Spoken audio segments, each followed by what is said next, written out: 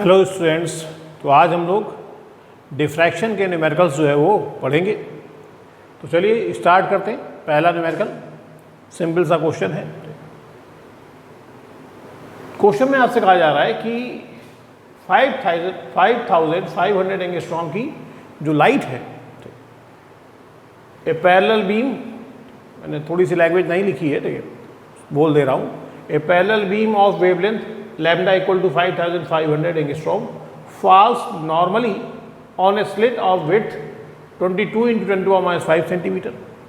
तो ये आपको स्लिट विड्थ दी गई है। स्लिट विड्थ का मतलब होता है ये ई की वैल्यू दी गई है आपको, और इस सिंगल स्लिट पर इस वेवलेंथ की लाइट जो है वो नॉर्मली गिर रही है। ऐसे स्लिट है, इस पर ऐसे नॉर्मली गिर रही है। ठीक, कह रहा find the position of first two minimum.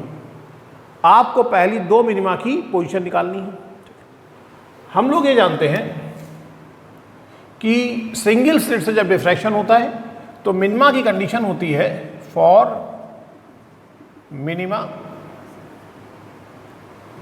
E sine theta equal to plus minus m lambda, और यहाँ m की वैल्यू जो होती है वो 1 2 3 4 होती है, 0 नहीं होता है। 0 रखने पर मैंने बताया था प्रिंसिपल मैक्सिमा की कंडीशन आ जाती है। ठीक, तो ई sine theta equal to plus minus m lambda, यहां से sine theta equal to plus minus m lambda upon e. और आप जानते हैं कि थीटा बहुत स्मॉल है तो हम साइन थीटा की जगह केवल थीटा लिख सकते हैं। ठीक, तो for small value of theta, sine theta की जगह थीटा आ जाएगा। Theta equal to plus minus m lambda upon e. अब इसमें m की पहली वैल्यू जब हम 1 रखेंगे तो पहली मिनिमा की पोजीशन आ जाएगी, और जब sine theta equal to theta आप कर देते हैं तो ये वैल्यू किस में आती है? रेडियन में। ठीक, तो ये एंगल जो निकलेगा वो रेडियन में निकलेगा। तो पहली मिनिमा की एंगुलर पोजीशन निकल आएगी कि पहली मिनिमा कितने एंगल पर है। ऐसे ही m बराबर 2 रखेंगे तो दूसरी मिनिमा की निकल आएगी। ठीक, तो यहाँ पर फॉर फर्स्ट मिनिमा, पहली मिनिमा के लिए for first minima put m equal to 1। तो यहाँ फर्स्ट मिनिमा की एंगुलर पोजीशन मान ली थीटा 1 से दिखाएं तो 1 रखेंगे तो प्लस माइनस लैम्डा अपॉन ई। प्लस माइनस लैम्डा की वैल्यू है 5500 एंगस्ट्रॉम। एंगस्ट्रॉम को मीटर में बदलें, 10 की पावर माइनस 10 से मल्टीप्लाई करेंगे तो 55 इंटू 10 टू पावर माइनस 8 बचेगा। और स्लिट की विड्थ जो है वो 22 into 10 to power minus 5 centimetre है। सेंटीमीटर को मीटर बदले तो ये -7 हो जाएगा। बोलिए क्लियर है? इसको आप सॉल्व कर लीजिएगा, जितना आ जाए उतने रेडियन। ठीक, तो ये हम लोगों ने पहली मिनिमा की एंगुलर पोजीशन निकाल ली। प्लस माइनस का मतलब मैंने आपको बताया था कि प्रिंसिपल मैक्सिमा के जितना ऊपर पहली मिनिमा बनती है उतना ही नीचे वाली पहली मिनिमा भी उतने एंगल पर बनती है। तो प्लस माइनस मतलब ऊपर वाली और नीचे वाली पहली मिनिमा के लिए। और ऐसे ही आप सेकेंड मिनिमा के लिए, फॉर सेकेंड मिनिमा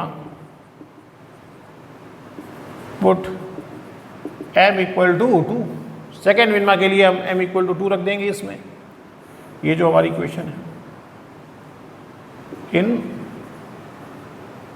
इक्वेशन 1, इसको इक्वेशन 1 डालें तो सेकेंड मिनिमा की एंगुलर पोजीशन आ जाएगी प्लस माइनस 2 लैम्डा अपॉन ई।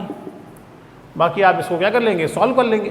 ठीक, तो बस मिनिमा की कंडीशन लगाई, ये फॉर्मूला बनाया। वैसे हम लोग डायरेक्ट भी ये जानते हैं। ठीक, मैंने बताया था पहली मिनिमा लैम्डा अपॉन ई, पहली मिनिमा की एंगुलर पोजीशन लैम्डा अपॉन ई, दूसरे की 2 लैम्डा अपॉन ई, तीसरे की 3 लैम्डा अपॉन ई। वैसे करके दिखा दीजिए यहाँ तक। फिर 1 रखेंगे तो पहले की, 2 रखेंगे तो दूसरे मिनिमा की, 3 रखेंगे तो तीसरे मिनिमा की पोजीशन निकल आएगी। क्लियर है? बिल्कुल। ठीक, तो ये आपका पहला न्यूमेरिकल हो गया। सबकी समझ में आ गई होगी बात? ठीक है, तो आप इसका एक स्क्रीनशॉट ले लीजिए। तो चलिए हम लोग आते हैं अपने अगले न्यूमेरिकल पर, और न्यूमेरिकल है a beam of light of wavelength 600 nanometre falls on a slit of width 1 millimeter। screen is 2 meter away from the slit, calculate the distance of first dark fringes on either side of the central maximum। यानी वो आपसे बता रहा है कि 600 nanometre की जो wavelength वाली जो लाइट है वो एक सिंगल स्लिट पे जाके गिरती है। स्लिट की विड्थ वो दे रहा है 1 मिलीमीटर है, ठीक। और स्लिट से जो स्क्रीन है वो 2 मीटर की डिस्टेंस पर रखी हुई है। क्वेश्चन में आपसे कह रहा है कि calculate the distance of first dark fringes on either side of central maxima. यानी जो सेंट्रल मैक्सिमा बनती है उसके दोनों तरफ जो पहली मिनिमा बनेगी, ऊपर वाली और नीचे वाली, उनके बीच की डिस्टेंस निकालनी है। आप जानते हैं सेंट्रल मैक्सिमा के ऊपर वाली और नीचे वाली पहली मिनिमा के बीच की डिस्टेंस अगर निकाली तो ये तो सेंट्रल मैक्सिमा की लीनियर विड्थ हो जाएगी। बस यही आपको इस सवाल में समझना है कि आपसे क्वेश्चन में सेंट्रल मैक्सिमा की लीनियर विड्थ पूछ रहा है। भाई ये अगर स्क्रीन है और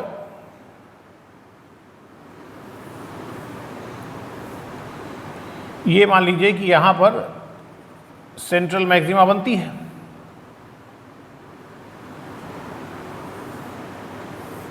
ये सेंट्रल मैक्सिमा बन रही है, ठीक।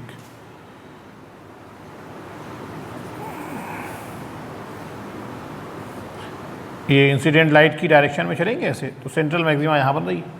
अब इसके ऊपर वाली ये जो पहली मिनिमा है, फर्स्ट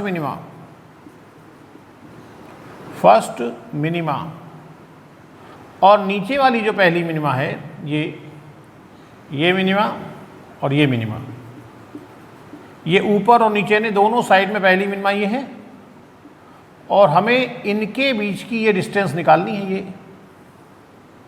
तो आप अच्छी तरह जानते हैं कि अगर ऊपर वाली पहली मिनिमा यहाँ है, दूसरी वाली पहली मिनिमा यहाँ है, तो इसका मतलब अगर यहाँ पर सेंट्रल मैक्सिमा और पहली मिनिमा यहाँ आई तो इसका मतलब यहाँ से यहाँ तक क्या है, प्रिंसिपल मैक्सिमा का ही तो एक्सपेंशन है, ऐसे नीचे की ओर।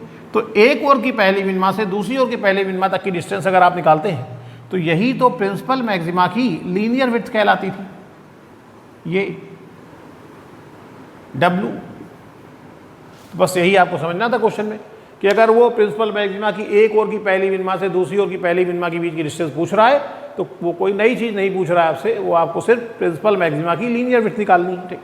तो आप लिख सकते हैं यहाँ पर कि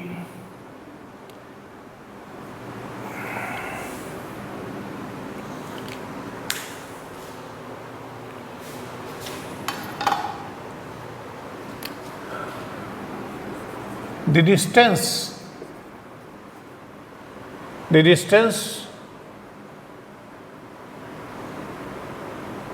between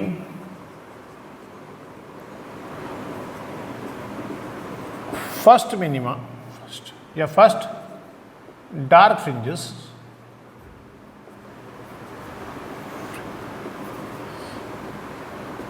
on either side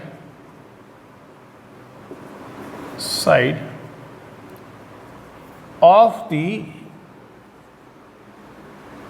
central maxima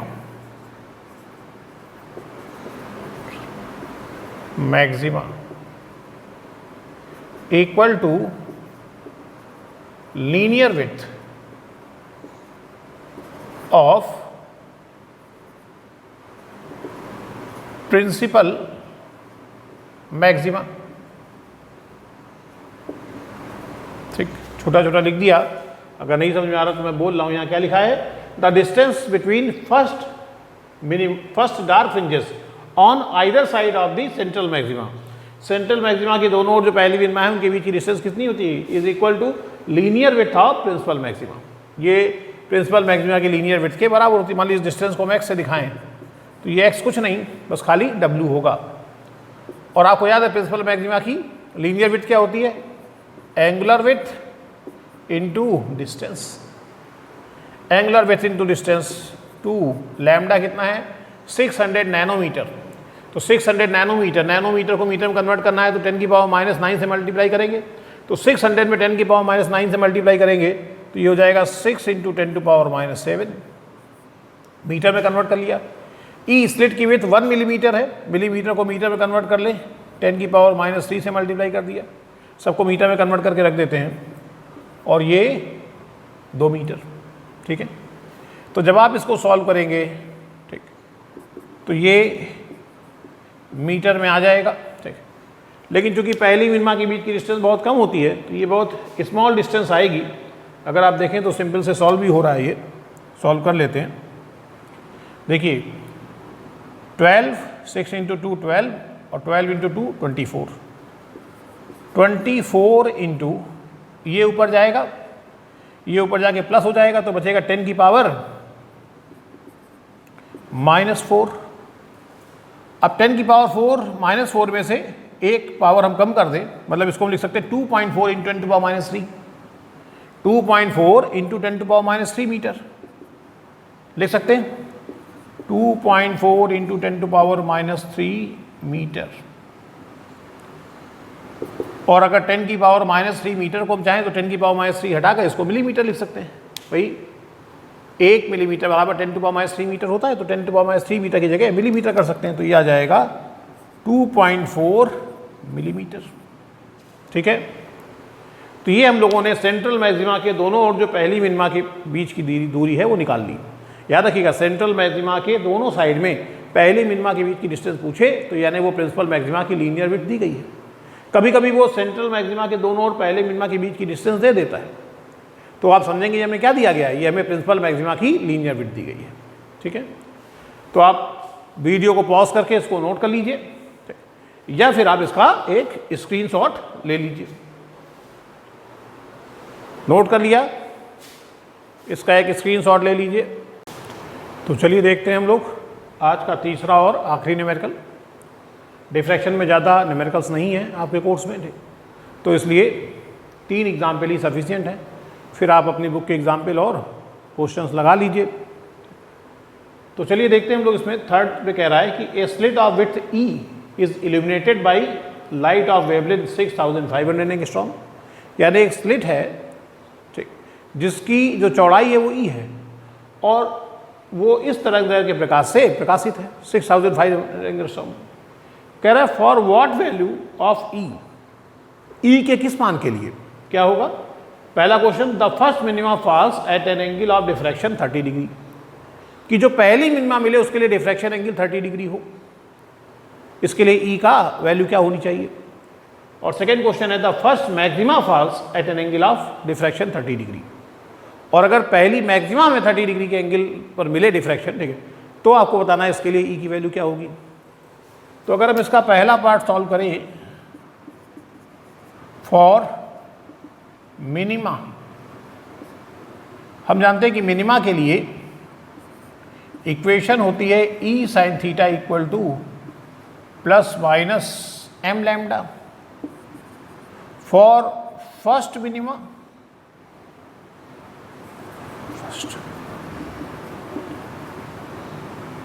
पहली मिनिमा के लिए, ठीक है, m की पहली वैल्यू 1 रखेंगे और क्वेश्चन में कह रहा है कि पहली मिनिमा कितने डिफ्रैक्शन एंगल पे मिल रही, 30 डिग्री। तो for first minima m equal to 1, theta equal to 30 degree, theta 30 degree है, ठीक है। तो यहाँ पर हम m की जगह 1 रखें तो थीटा की जगह 30 रखेंगे, तो e sine 30 degree equal to plus minus, अब आप जानते हैं कि यहाँ प्लस माइनस नहीं लगा रहा हूँ, ठीक है, क्योंकि इससे एंगल निकालना होता तो हम प्लस माइनस लगा देते हैं, क्योंकि वो बताता है ऊपर की ओर इतने एंगल पर और नीचे की ओर इतने एंगल पर। अब यहाँ तो एंगल दिया ही गया है, ठीक। तो m की वैल्यू 1 और लैम्डा की वैल्यू है 6500 एंगस्ट्रॉम। एंगस्ट्रॉम को मीटर बदल लें 10 की पावर -10 से मल्टीप्लाई करके। चलिए क्लियर है। साइन 30 की वैल्यू आ जाएगी 1/2, तो साइन 30 की वैल्यू हमने यहाँ रखी 1/2 और ये हो जाएगा 65 इंटू 10 टू पावर -8 और इससे इसमें मल्टीप्लाई कर दें तो ई की वैल्यू आ जाएगी 130 इंटू 10 टू पावर -8 मीटर। अगर हम डेसिमल को 2 डिजिट इधर ले आएँ, ठीक, 2 डिजिट इधर करके, ठीक, इसको हम लोग लिख सकते हैं यहाँ पर, ठीक, कि डेसिमल को 2 डिजिट इधर ले आइए, ठीक, तो ई की वैल्यू आ जाएगी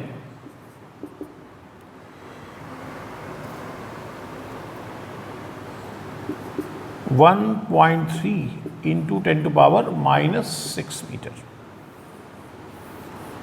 क्लियर है? सबकी समझ में आ गई बात? ठीक। तो डेसिमल को 2 डिजिट इधर लाएंगे तो 10⁻+2 और इसमें मल्टीप्लाई हो जाएगा तो बचेगा 10⁻⁻6 मीटर। तो 1.3 इंटू 10⁻�6 मीटर, या आप जानते 10⁻⁻6 मीटर को हम माइक्रो कर सकते हैं। ठीक है, तो हम ये भी लिख सकते हैं कि स्लिट की विड्थ जो है वो 1.3 माइक्रोमीटर है। 1.3 माइक्रोमीटर या 10⁻1.3 10⁻⁻6 मीटर। तो अगर आप चाहते हैं कि पहली मिनिमा 30 डिग्री के डिफ्रैक्शन एंगल पे मिले तो उसके लिए स्लिट विड्थ इतनी होनी चाहिए। क्लियर है? अब सेकेंड पार्ट इसका सॉल्व करेंगे। फॉर मैक्सिमा, और आप जानते हैं फॉर फर्स्ट मैक्सिमा कहा गया। तो फर्स्ट मैक्सिमा यानी सेकेंडरी मैक्सिमा, क्योंकि सेंटर में बनता है उसका नाम क्या है? प्रिंसिपल मैक्सिमा या सेंट्रल मैक्सिमा उसे कहते हैं। उसे पहली नहीं कहते, पहली दूसरी तीसरी क्या होती है? सेकेंडरी मैक्सिमा होती है। तो फॉर मैक्सिमा या फॉर सेकेंडरी मैक्सिमा इक्वेशन थी E sin theta equal to 2m+1 λ/2। अब क्वेश्चन के हिसाब से for first maxima, first maxima का मतलब first secondary maxima, for first maxima m = 1 के लिए थीटा कितना है? 30 डिग्री है। फर्स्ट मैक्सिमा के लिए m बराबर क्या रखोगे? m की पहली वैल्यू क्या होती है? 1, यहाँ पर 1 2 3 होती है। तो m = 1 रखोगे और आपको ये सवाल में दिया कि फर्स्ट मैक्सिमा 30 डिग्री के डिफ्रैक्शन एंगल में बन रही है, तो यार थीटा बराबर 30 रखेंगे। तो E sin 30, फिर वही क्वेश्चन है, बस यहाँ 1 रख दोगे तो ये 3 हो जाएगा, 3 λ/2। sin 30 की वैल्यू 1/2 हो जाएगी, तो E/2 इक्वल टू 3 λ/2। 2 से 2 कैंसिल हो जाएगा, E = आ जाएगा 3 लैम्डा। और लैम्डा की वैल्यू जो है वो है आपकी 6500 एंगस्ट्रॉम। एंगस्ट्रॉम को हमने मीटर में बदल दिया, मल्टीप्लाई कर देंगे हम लोग इसको। एंगस्ट्रॉम को मीटर में बदलना है, 10⁻⁻10 से मल्टीप्लाई, बाद में 2 0 मल्टीप्लाई होकर 10⁻⁻8 हो जाएगा। 195 इंटू 10⁻⁻8 मीटर। ठीक है, या हम इसको लिख सकते हैं 1.95 इंटू 10⁻⁻6 मीटर। 1.95 इन 10⁻⁻6 मीटर या 1.95 माइक्रोमीटर। 10⁻6 हटा के माइक्रो भी कर सकते हैं। तो पहली मिनिमा 30 डिग्री के डिफ्रैक्शन एंगल पर बने, उसके लिए स्लिट विड्थ इतनी होनी चाहिए। और अगर आप चाहते हैं कि पहली मैक्सिमा जो है वो 30 डिग्री के डिफ्रैक्शन एंगल पर बने, तो उसके लिए स्लिट विड्थ इतनी होनी चाहिए। अब आप इसका स्क्रीनशॉट ले लीजिए या वीडियो को पॉज करके इसको नोट कर लीजिए।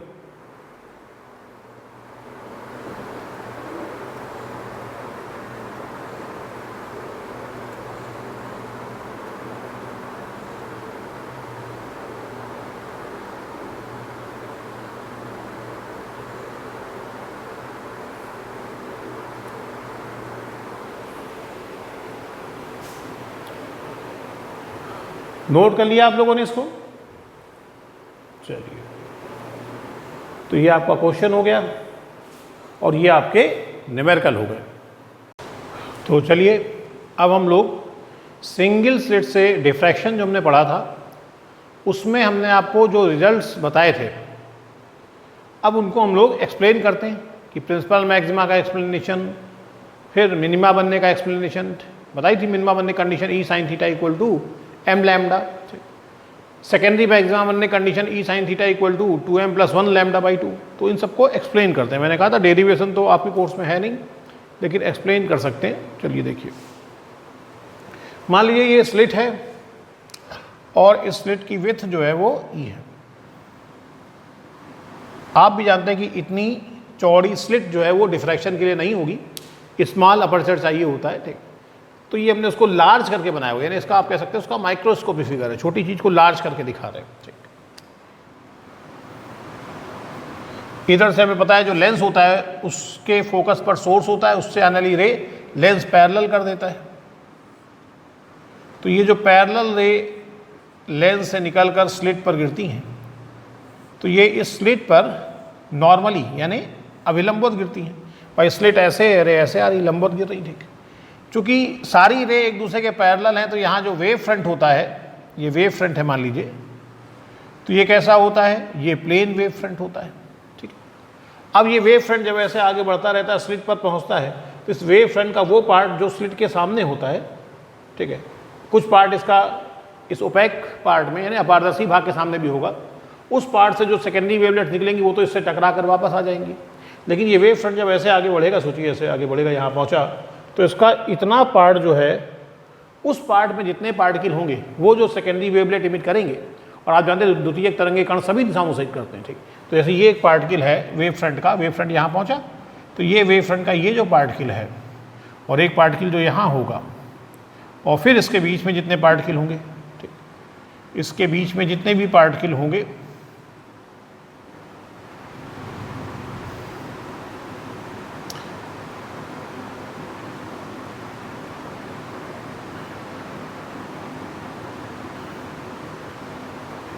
इस तरीके से, ये सभी पार्टिकल सभी डायरेक्शन में, इधर इधर इधर इधर सभी डायरेक्शन में सभी सेकेंडरी वेवलेट्स है ना द्वितीयक तरंगे उत्सर्जित कर रहे होंगे, ठीक। आप जानते हैं मैंने बताया था कि प्रिंसिपल मैक्सिमा जो बनती है ये उन सेकेंडरी वेवलेट्स के कारण बनती है जो इंसिडेंट रे की डायरेक्शन में ही चलती है।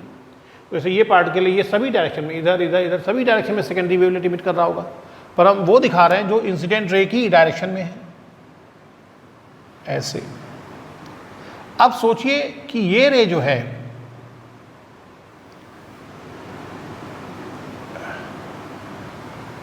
और इससे चलने वाली रे,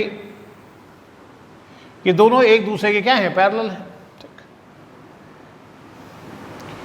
इससे जो सेकेंडरी वेवलेट चलेगी इंसिडेंट रे की डायरेक्शन में, और इससे जो चलेगी, हर पार्टिकल से चलने वाली वो सेकेंडरी वेवलेट्स जो इंसिडेंट रे की डायरेक्शन में होंगी वो सब एक दूसरे के पैरेलल होंगी, और साथ साथ अगर देखें तो इस लेंस की प्रिंसिपल एक्सिस के भी पैरेलल हैं। तो ये सब जाके कहाँ मिलेंगी, फोकस पर, और ये स्क्रीन कहाँ लगाई जाती है, इस लेंस के फोकस पे ही लगाई जाती है, ठीक। तो ये सारी रे जो है वो ये स्क्रीन का पॉइंट ओ है, वहाँ पर जाकर मिलती हैं।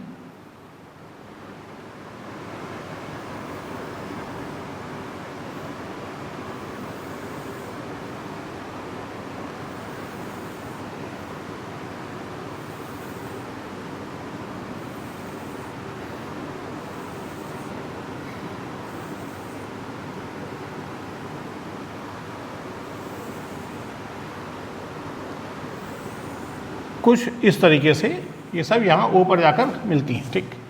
थोड़ा सा अगर गड़बड़ हो जाए तो आप उसको ठीक कर लेंगे। तो ये सारी रे ऊपर जाकर मिलती हैं। अब अगर हम लोग यहाँ ध्यान से देखें तो ये रे जितना पार्ट ट्रैवल करके ऊपर पहुँची है, ये रे भी उतना ही पार्ट ट्रैवल करके ऊपर पहुँची है, यानी इसके और इसके बीच का जो पार्ट डिफरेंस है वो ज़ीरो है। इसका मतलब ये रे और ये रे जब यहाँ पहुँचेंगी तो ये यहाँ पर कंस्ट्रक्टिव इफेक्ट, क्योंकि पार्ट डिफरेंस जीरो तो फेज डिफरेंस जीरो, यानी इनकी फेज में कोई डिफरेंस नहीं, ये दोनों सेम फेज में पहुंची है। सेम फेज में पहुंची तो एक दूसरे की हेल्प करेंगी, और वहां पर लाइट की इंटेंसिटी जो है रिजल्टेंट इन दोनों के कारण बढ़ जाएगी। अच्छा, अब इस रे से जितनी डिस्टेंस नीचे हमने, इस पार्टिकल से जितनी डिस्टेंस नीचे हमने ये दूसरा पार्टिकल लिया है, अगर इससे उतना ही ऊपर हमें ये दूसरा पार्टिकल ले लें तो देखिए ये रे यहाँ पहुँची जितना पार्ट ट्रैवल करके, ये रे भी तो उतना ही पार्ट ट्रैवल करके पहुँच रही है, नहीं? तो इनके बीच का भी पार्ट डिफरेंस, इसके और इसके बीच का पार्ट डिफरेंस भी जीरो होगा। पार्ट डिफरेंस जीरो, इसका मतलब फेज डिफरेंस जीरो, यानी ये और ये रे भी वहाँ पर सेम फेज में पहुँच रही हैं। सेम फेज में पहुँचेंगी तो फिर एक दूसरे की हेल्प करेंगी, कंस्ट्रक्टिव इफेक्ट होगा, लाइट की इंटेंसिटी बढ़ जाएगी। ऐसे देखिए ये जितना पार्ट ट्रैवल करके यहाँ पहुँची, ये भी उतना ही पार्ट ट्रैवल करके पहुँची यहाँ पर, ठीक। तो ये पहले ये और ये सेम फेज में पहुँची, फिर ये और ये, फिर जिस पे थर्ड 3 डैश बनाए, ये और ये, इनके बीच का पार्ट डिफरेंस जीरो होगा, इक्वल पाथ लेंथ में दिखाई दे रहा है, ठीक। ऐसे ही फिर ये और ये पार्ट डिफरेंस देखेंगे, ये जितना पाथ ये दोनों ट्रेवल करके जा रही हैं और फिर ऐसे ही ये और ये, इनके बीच का पाथ डिफरेंस भी 0 होगा। तो कहने का मेरा मतलब ये, इस स्लिट के टॉप वाले पॉइंट और इस वाले पॉइंट के बीच का पाथ डिफरेंस 0।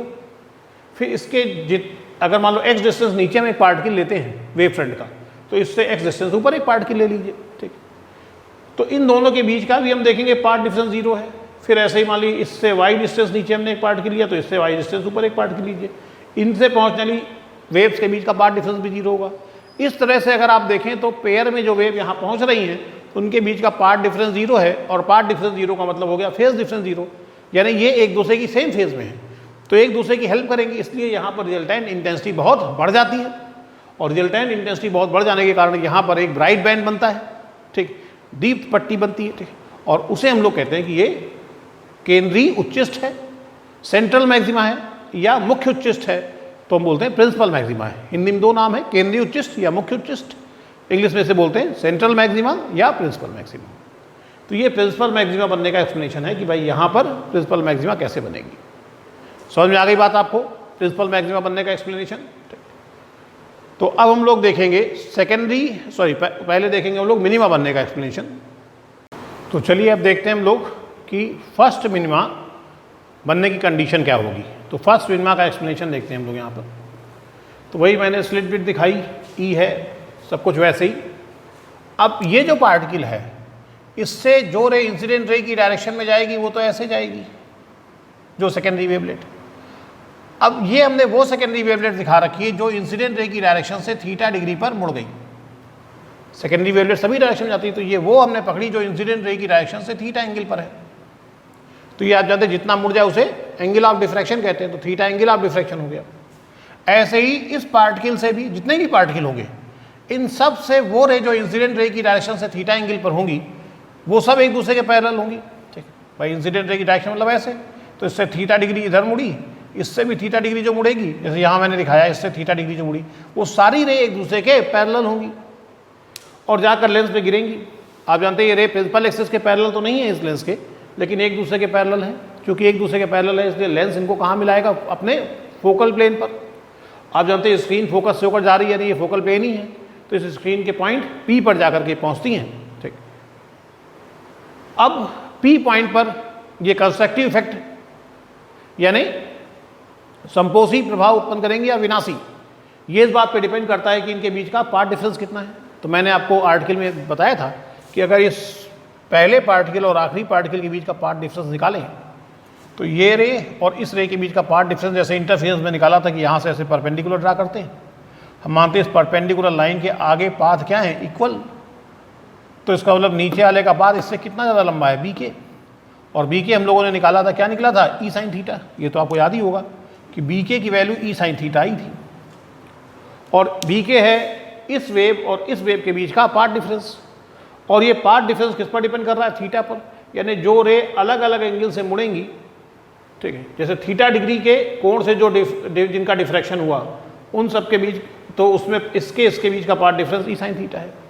अब इसी पार्टिकल से अगर कोई रे अल्फा एंगल पर मुड़ेगी और इससे भी जो अल्फा एंगल पर मुड़ेगी वो एक दूसरे के पैरेलल होंगी, लेकिन उसके लिए पाथ डिफरेंस की वैल्यू चेंज हो जाएगी, क्योंकि वहाँ पर आएगा path difference E sine alpha.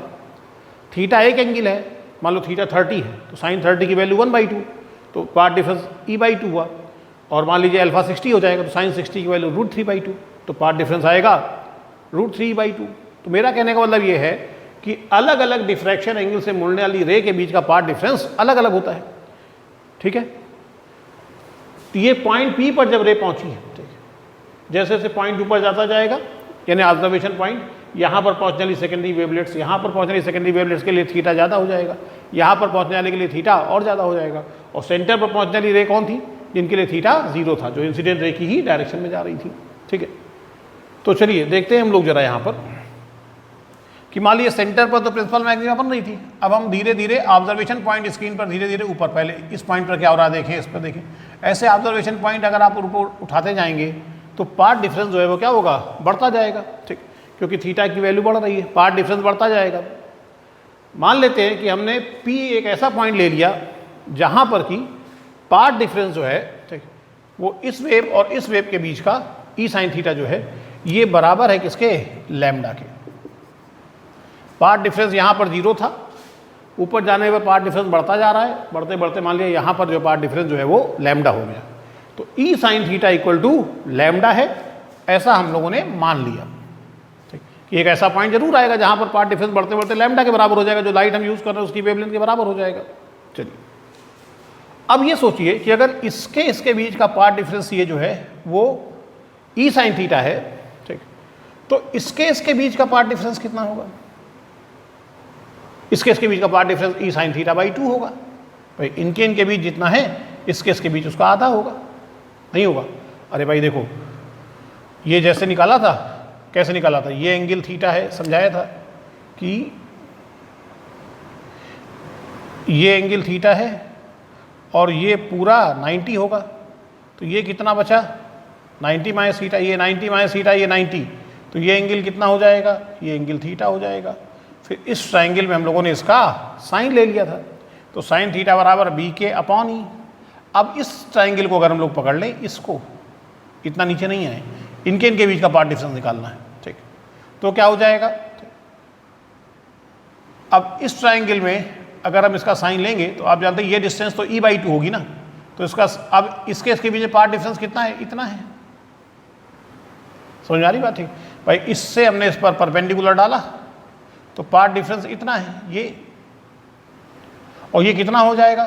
ठीक, इसको चलो मान लेते हैं सी के डैश, ठीक, तो इसका साइन लेंगे अगर, तो साइन थीटा, ऊपर देखिए, sine theta equal to C के डैश, ठीक है, और sorry sine theta equal to C के डैश अपॉन ए सी, तो सी के डैश जो पाथ डिफरेंस है वो आ जाएगा ए सी साइन थीटा, और ए सी की वैल्यू कितनी होगी? ई बाई 2, तो जब यहाँ ई बाई 2 रखेंगे तो ई साइन थीटा बाई 2 आएगा कि नहीं आएगा?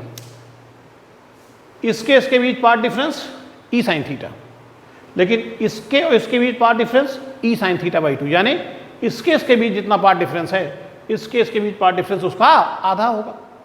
तो हमने मान लिया है कि इसके बीच का जो पाथ डिफरेंस है वो लैम्डा है, तो फिर इसके और इसके बीच का पाथ डिफरेंस जो है वो लैम्डा बाई 2 होगा। क्लियर हो गया? और ऐसे ही इसके और इसके बीच का पाथ डिफरेंस भी लैम्डा बाई 2 होगा। समझिए आप? ठीक, बात समझ में आ रही है आपको? चलिए, तो अब हम लोग क्या करें, इस स्लिट को अगर 2 इक्वल पार्ट में डिवाइड कर दें, ये जो स्लिट थी इसको 2 इक्वल पार्ट में हमने डिवाइड कर दिया। अब आप जानते हैं कि ये रे इस पॉइंट और इस पार्टिकल से चलने वाली रे, ठीक, जो स्क्रीन पर पहुंच रही हैं उनके बीच का पाथ डिफरेंस कितना है? लैम्डा बाई 2 है।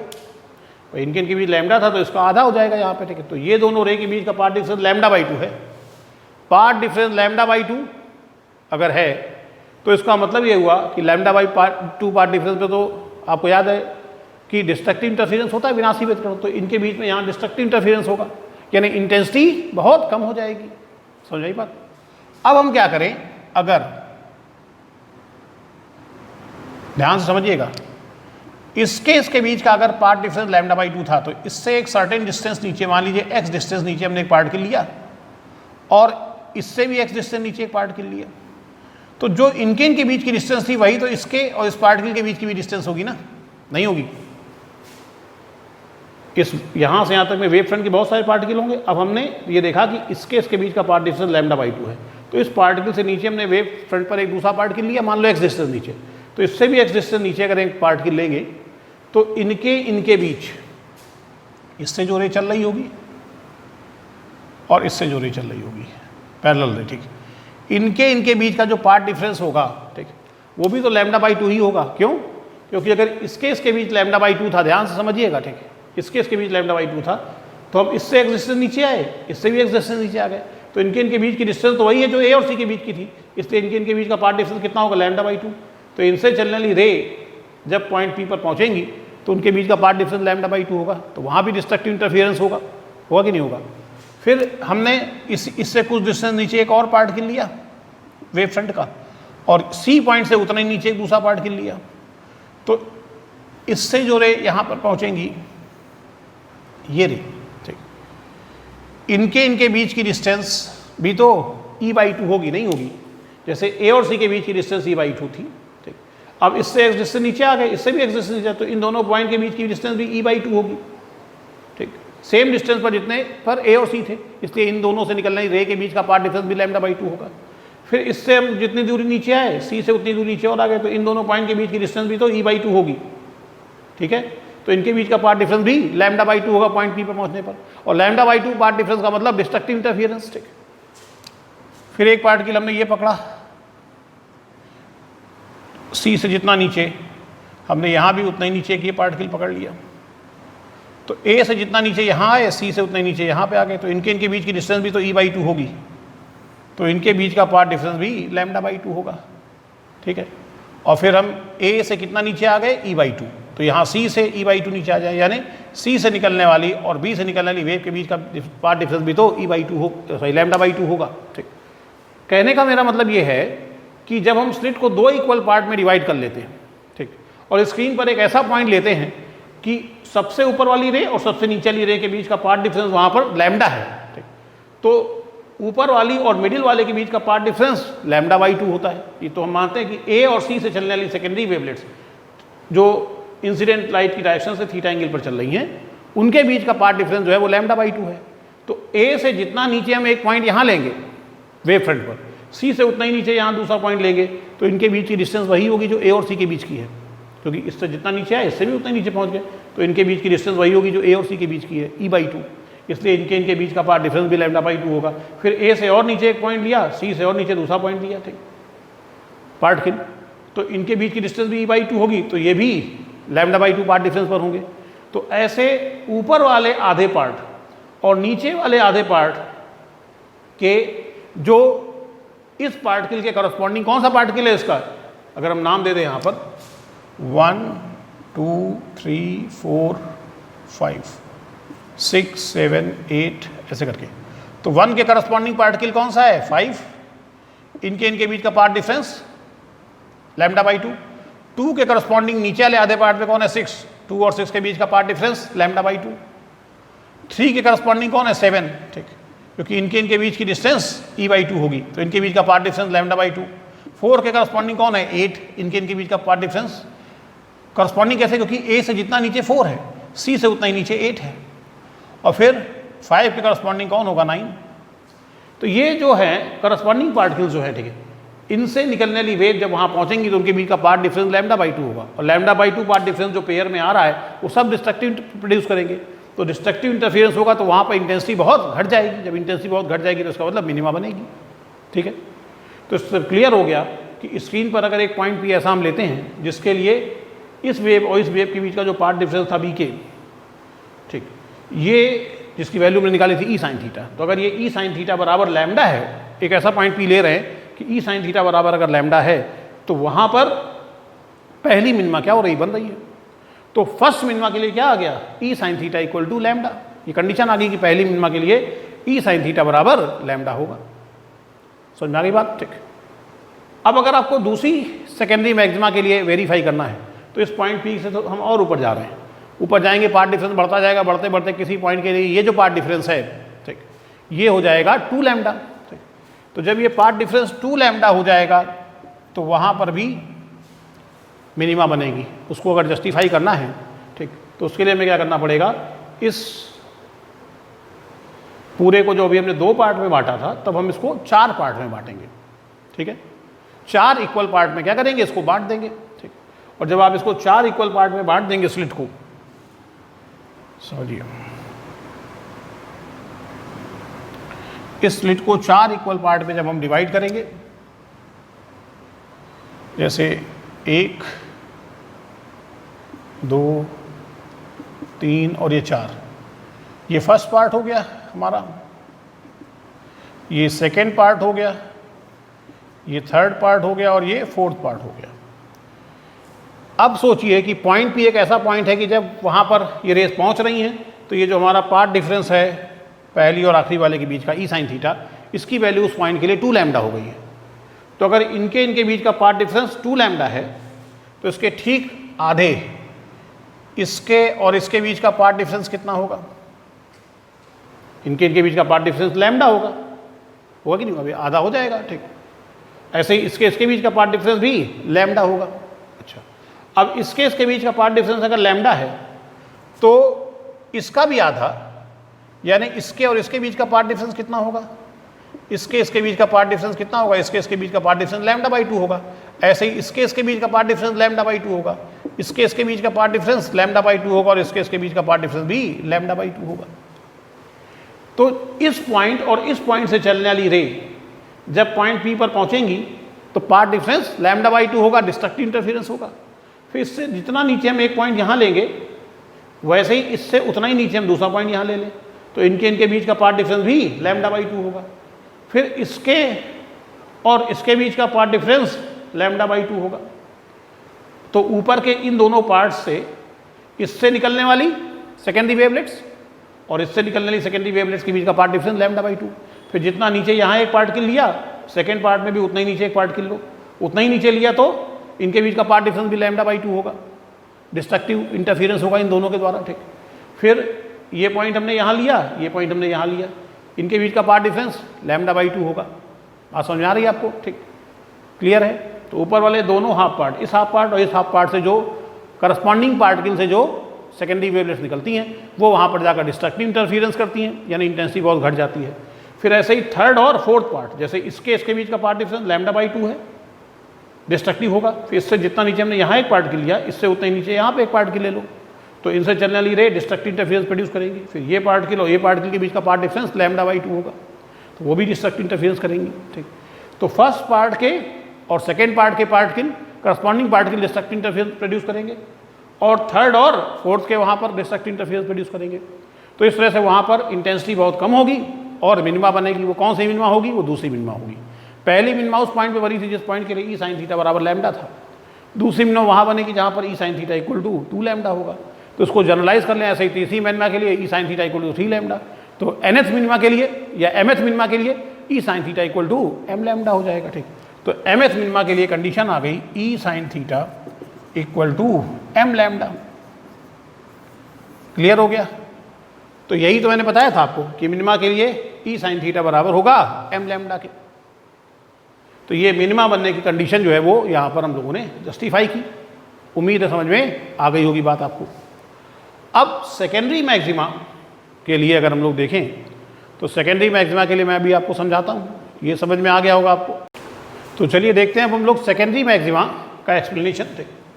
एक्सप्लेनेशन हम लोग किसका पढ़ने जा रहे हैं?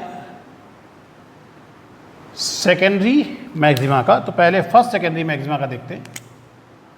फर्स्ट सेकेंडरी मैक्सिमा का एक्सप्लेनेशन देखते हैं हम लोग यहाँ पर। आप जानते हैं कि जब A और B और इसके बीच में जितने भी पार्टिकल होंगे वेव फ्रंट के, उनसे चलने वाली वो सेकेंडरी वेवलेट्स जो इंसिडेंट रे की डायरेक्शन में ही आगे बढ़ती हैं, ये सब O पर पहुँचती हैं और करस्पॉन्डिंग पार्टिकल्स जैसे A और B के बीच का पाथ डिफरेंस मैंने बताया था 0 होगा। फिर A से जितना नीचे एक पार्टिकल लिया, B से उतने ही ऊपर दूसरा पार्टिकल लो, उससे चलने वाली वेव सेकेंडरी वेवलेट जब O पर पहुँचेंगे तो पाथ डिफरेंस 0 होगा। तो इस तरह से ऊपर और नीचे के करस्पॉन्डिंग पार्टिकल के बीच का पाथ डिफरेंस 0 होता जाएगा। पाथ डिफरेंस 0 यानी फेज डिफरेंस 0। फेज डिफरेंस 0 मतलब फेज में कोई डिफरेंस नहीं है, सेम फेज में पहुँच रही हैं, तो कंस्ट्रक्टिव इंटरफेरेंस होता है और वहाँ पर इंटेंसिटी बहुत बढ़ जाती है। ठीक, प्रिंसिपल मैक्सिमा बनती है। फिर मैंने बताया था जैसे जैसे पॉइंट ऊपर जाता जाएगा पाथ डिफरेंस बढ़ता जाएगा। जहाँ पाथ डिफरेंस लैम्डा हो गया था वहाँ हमने देखा मिनिमा बनेगी। फिर और ऊपर गए पाथ डिफरेंस और बढ़ता गया, तो जहाँ पे 2 लैम्डा हो गया वहाँ पर भी मिनिमा बनी। लेकिन सोचिए ऊपर जाने O से ऊपर जाने पर पाथ डिफरेंस लगातार बढ़ रहा था, ऐसे नीचे आने पर भी बढ़ेगा। ठीक, हम एक साइड से समझा दे रहे हैं। तो ऊपर जाने पे पाथ डिफरेंस बढ़ता जा रहा था, तो किसी पॉइंट पर लैम्डा हुआ, मान लो इस पॉइंट जब P पॉइंट यहाँ लिया था तो पाथ डिफरेंस लैम्डा हुआ था। इस पॉइंट पे मान लेते हैं 2 लैम्डा हुआ था। तो लैम्डा और 2 लैम्डा होने से पहले बीच में कहीं बढ़ते बढ़ते, ठीक है, 1.5 लैम्डा भी तो हुआ होगा। 1.5 लैम्डा, 1.5 लैम्डा यहाँ लिखते हैं। 1.5 लैम्डा का मतलब हो गया 3 λ/2। तो अब हम इसी पॉइंट पर एनालिसिस करते हैं। ये हमें पहले से पता है कि ये फर्स्ट सेकेंडरी मैक्सिमा की एंगुलर पोजीशन होती है। इसीलिए मैं आपसे कह रहा हूँ कि डेरिवेशन ये नहीं है, ये सिर्फ हम आपको ये समझा रहे हैं कि जो हमने बताया था कि यहाँ पर सेकेंडरी मैक्सिमा बनेगी या यहाँ पर मिनिमा बनेगी, तो वो जस्टिफाई करके दिखा रहे हैं कि हाँ भाई यहाँ मिनिमा बनेगी। ठीक, तो अब हम एक ऐसा पॉइंट P ले रहे हैं कि A से चलने वाली सेकेंडरी वेवलेट और B से चलने वाली सेकेंडरी वेवलेट जो मान लेते हैं एक एंगल थीटा से डिफ्रैक्ट हुई और डिफ्रैक्शन के बाद ये इस पॉइंट पी पर पहुंच रही हैं, और इस पॉइंट पी पर पहुंचने पर इनके बीच का जो पार्ट डिफरेंस है बी के ई साइन थीटा, पार्ट डिफरेंस जो है ये बराबर है 3 लैम्डा बाई 2 के। किसके? 3 लैम्डा बाई 2 के, यानी लैम्डा बाई 2 के 3 पार्ट, 3 लैम्डा बाई 2 के बराबर है पार्ट डिफरेंस। ठीक, तो अब अगर हम ये सिद्ध करें कि वहाँ पर लाइट कुछ पहुँचेगी, वहाँ पे इंटेंसिटी बिल्कुल ख़त्म नहीं होगी, देखिए कैसे प्रूव करेंगे। उसके लिए हम क्या करेंगे, अब स्लिट को 3 इक्वल पार्ट में बांट देते हैं, 3 इक्वल पार्ट में। तो पूरी विड्थ ई है, तो इसके 3 पार्ट जब आप करोगे इक्वल पार्ट, तो ये हो जाएगा E/3, E/3 और E/3। तो अगर पहली और आखिरी के बीच का पार्ट डिफरेंस 3 लैम्डा बाई 2 था, तो अब इसके बीच का पार्ट डिफरेंस कितना होगा, यानी इससे चलने वाली रे और इससे चलने वाली रे के बीच का पार्ट डिफरेंस, इसके बीच का पार्ट डिफरेंस जानते कितना होगा? इसके बीच का पार्ट डिफरेंस होगा लैम्डा बाई 2। ऐसे ही इसके बीच का पार्ट डिफरेंस लैम्डा बाई 2 होगा। ठीक, और इसके बीच का भी लैम्डा बाई 2 होगा, यानी अगर इसके बीच के पार्ट डिफरेंस की बात करें तो वो लैम्डा होगा, और इसके बीच की पार्ट डिफरेंस 3 लैम्डा बाई 2 होगा। बात समझ में आ रही ना? ठीक भाई, अगर ये पूरा पार्ट, ये जो पार्ट डिफरेंस है ये 3 लैम्डा बाई 2, कैसे निकालते हैं पार्ट डिफरेंस? वही कहानी कि ये एंगल थीटा होगा भी समझाया था, इसका साइन लेते हैं, तो sine theta equal to b के अपॉन ई, तो बी के बराबर आ गया ई साइन थीटा। अच्छा, अगर इसके और इसके बीच का पार्ट डिफरेंस निकालना चाहें तो ये इस रे और इस रे के बीच का पार्ट डिफरेंस तो ये होगा ना, और अब ये डिस्टेंस कितनी हो जाएगी? पूरी ई डिस्टेंस को 3 पार्ट में बांटा, E/3, तो ये हो जाएगा 2E/3 यहाँ से यहाँ तक। भाई ये पूरा ई है, तो ये हो जाएगा E/3, ये भी हो जाएगा E/3 और ये भी हो जाएगा E/3। स्लिट को 3 बराबर भागों में बांटा, तो यहाँ से यहाँ तक की डिस्टेंस तो 2E/3 होगी ना, और इसके बीच का पार्ट डिफरेंस इतना है। तो जब इस ट्राइंगल में हम लोग साइन लेंगे, साइन थीटा इक्वल टू ये अपॉन कितना, ये डिस्टेंस और 2E/3, 2E/3 हो जाएगा। ठीक, क्लियर है? ठीक, तो पार्ट डिफरेंस कहने का मेरा मतलब ये है कि पार्ट डिफरेंस जो आएगा, ठीक है, अगर यहाँ से यहाँ तक के बीच का पार्ट डिफरेंस जो है, यानी इस रे और इस रे के बीच का पार्ट डिफरेंस जो है, ठीक, वो है 3 लैम्डा बाई 2, तो इसके बीच का पार्ट डिफरेंस जो है, ठीक है, अगर हम निकाल के दिखाएं आपको, इसको मान लीजिए C नाम दे दिया, इसको K' नाम दे दिया, चलिए निकालिए। इस ट्राइंगल में इसका साइन लीजिए, तो sine theta equal to CK' upon ये AC, और AC कितना है? 2E/3। इसको इधर ले आओ, CK' equal to 2E/3 sine theta, 2E/3 sine theta. E sine theta क्या है? E साइन थीटा इसके बीच का पार्ट डिफरेंस है, इसके बीच का पार्ट डिफरेंस है, और वो कितना है? 3 लैम्डा बाई 2। तो जब E साइन थीटा की जगह 3 लैम्डा बाई 2 रखोगे तो 3 से 3 कैंसिल हो जाएगा, 2 से 2 कैंसिल हो जाएगा, लैम्डा आ जाएगा। इसका मतलब इसके बीच का पार्ट डिफरेंस कितना होगा? लैम्डा, वही मैंने लिखा है, इसके बीच का पार्ट डिफरेंस लैम्डा। ऐसे यहाँ निकालोगे तो लैम्डा बाई 2 आएगा। तो कुल मिला के अगर इस स्लिट को 3 इक्वल पार्ट में डिवाइड कर दें, तो ये जो टोटल पार्ट डिफरेंस इसके बीच का 3 लैम्डा बाई 2 था, तो इसके बीच का लैम्डा बाई 2 हो जाएगा, इसके बीच का लैम्डा बाई 2 हो जाएगा, और इसके बीच का लैम्डा बाई 2 हो जाएगा। बात समझ में आई आपको? अब देखिए, अब इस सेकेंडरी वेवलेट और इस सेकेंडरी वेवलेट के बीच का पार्ट डिफरेंस लैम्डा बाई 2 है, यानी जब ये वहाँ पी पर पहुँचेंगी तो डिस्ट्रक्टिव इंटरफियरेंस होगा, एक दूसरे का काम तमाम कर देंगी। ठीक, फिर इससे जितना नीचे हम एक पॉइंट यहाँ लेते हैं, इससे भी उतना ही नीचे यहाँ पे पॉइंट लेते हैं, तो इसके और इसके बीच का पार्ट डिफरेंस उतना ही रहेगा जितना इनके बीच था। क्यों? क्योंकि जो इनके बीच की डिस्टेंस थी वही इसके बीच की डिस्टेंस है, तो पार्ट डिफरेंस भी वही रहेगा लैम्डा बाई 2। तो ये भी काम तमाम कर देंगे। फिर ए से हम और थोड़ा नीचे आए, और यहाँ जितना नीचे आए इस पॉइंट से हम उतना ही नीचे आ गए। अब इसके और इसके बीच का भी पार्ट डिफरेंस कैंसिल हो जाएगा। बात समझ रहे मेरी? फिर यहाँ पर आ गए, और ये इनके बीच का पार्ट डिफरेंस कैंसिल हो जाएगा। यानी जो 3 पार्ट किए थे उसमें से ऊपर वाले पार्ट और इस वाले पार्ट से निकलने वाली सेकेंडरी वेवलेट्स जो करस्पॉन्डिंग पार्टिकल्स हैं, यानी ए और इसके करस्पॉन्डिंग पार्ट के लिए बिल्कुल मिडिल वाला, इसको नाम दे दें मान लो सी। ए और सी के बीच का पार्ट डिफरेंस λ/2, फिर ए से जितना नीचे यहाँ आए, ठीक, तो ऊपर वाले पार्ट और दूसरे पार्ट के बीच का पार्ट डिफरेंस λ/2 होता चला जाएगा और वो डिस्ट्रक्टिव इंटरफेरेंस करेंगे। तो वो तो उनका यानी ऊपर वाले पार्ट और फर्स्ट पार्ट और सेकेंड पार्ट से निकलने वाले जो पार्टिकल हैं वो वहाँ पर सेकेंडरी मैक्सिमा प्रोड्यूस करेंगे, ठीक। लेकिन अब ये जो तीसरा पार्ट ये बचा, फर्स्ट पार्ट और सेकेंड पार्ट से निकलने वाली सेकेंडरी वेवलेट्स जो हैं वो विनाशी व्यतकण उत्पन्न करेंगी और एक दूसरे का काम तमाम कर देंगी। मतलब वहाँ पर उनके कारण नेट इंटेंसिटी क्या होगी, एक तरीके से कह सकते जीरो। लेकिन ये जो थर्ड पार्ट है इसके जो पार्टिकल होंगे ये जो सेकेंडरी वेवलेट इमिट करेंगे और वो वहाँ पर पॉइंट पी पर जब पहुँचेंगी तो चूंकि इनको कैंसिल करने वाला नीचे चौथा पार्ट नहीं है कोई, इसलिए इनके कारण वहाँ पर कुछ लाइट जो है वो क्या होती है, पहुँचती है। जैसे अभी मैंने आपको सेकेंड मिनिमा में दिखाया था कि 4 पार्ट में बांटा था। जब 4 पार्ट में बांटा था तो पहले दूसरे पार्ट के करस्पॉन्डिंग पार्टिकल से निकलने वाली वेव के बीच का पार्ट डिफरेंस λ/2 था और तीसरे और चौथे के बीच करस्पॉन्डिंग पार्टिकल के बीच का पार्ट डिफरेंस λ/2 था। तो फर्स्ट पार्ट और सेकेंड पार्ट वाले पार्टिकल्स ने एक दूसरे की सेकेंडरी वेवलेट को कैंसिल कर दिया और थर्ड और फोर्थ वाले ने कैंसिल कर दिया। यहाँ फर्स्ट और सेकेंड वाले तो कैंसिल कर रहे हैं लेकिन थर्ड वाले को कौन कैंसिल करेगा। तो थर्ड वाली सेकेंडरी वेवलेट जब यहाँ पहुँचती हैं तो इसलिए यहाँ पर कुछ लाइट होती है, उतनी नहीं होती जितनी प्रिंसिपल मैक्सिमा में थी, लेकिन कुछ लाइट होती है। तो इसलिए यहाँ पर कुछ लाइट होती है तो हम कहते हैं ये मैक्सिमा है और इसे हम लोग बोलते हैं सेकेंडरी मैक्सिमा, पहली सेकेंडरी मैक्सिमा। तो पहली सेकेंडरी मैक्सिमा तब बनती है स्क्रीन के उस पॉइंट पर जिस पॉइंट के लिए ई साइन थीटा की वैल्यू 3 λ/2 होती है। ऐसे ही अगली तब बनेगी जब 5 λ/2 होगी।